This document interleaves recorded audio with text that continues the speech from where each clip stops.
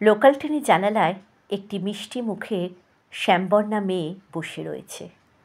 উল্টো দিকে সুন্দরী একটি মেয়ে ও তার মা বসে।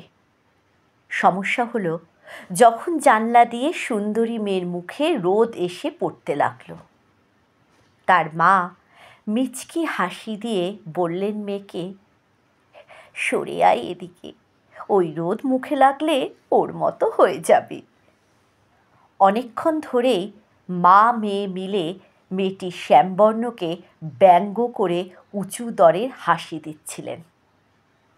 অবশেষে মেয়েটি মুখ খুলে বলল, রোদ মুখে লাগলে আমার মতো হয়ে যাবে?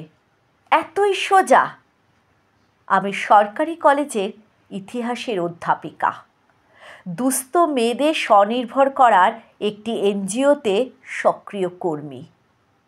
অসুস্থ কুকুর দেখলে চিকিৎসার ব্যবস্থা করি, আর ফর্সা রং নিয়ে বিকৃত অহংকারে কাউকে ভুগতে দিলে থাবড়া দিয়ে সোজা করে দিই।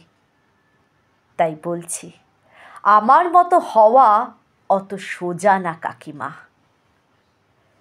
নিশ্চুপ মা মেয়ের সামনে দিয়ে কালো মেয়েটি চলে গেল। মা মেয়ের চোখ তুলে তাকানোর ক্ষমতাই ছিল না। কালো রঙও যে এত উজ্জ্বল হতে পারে, অজান্তে তাপে চোখ পুড়ে গিয়েছিল তাদের।